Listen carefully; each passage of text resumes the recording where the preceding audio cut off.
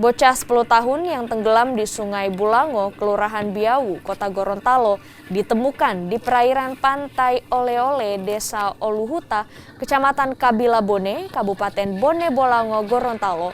Saat ditemukan, korban sudah mengapung di permukaan laut dalam keadaan tak bernyawa. Korban pertama kali ditemukan oleh nelayan yang sedang melaut dan langsung dilaporkan ke petugas yang sedang melakukan pencarian. Korban kemudian dievakuasi dan jenazahnya diserahkan kepada keluarga. Berhasil menemukan informasi, makanya kita langsung bergerak ke lokasi.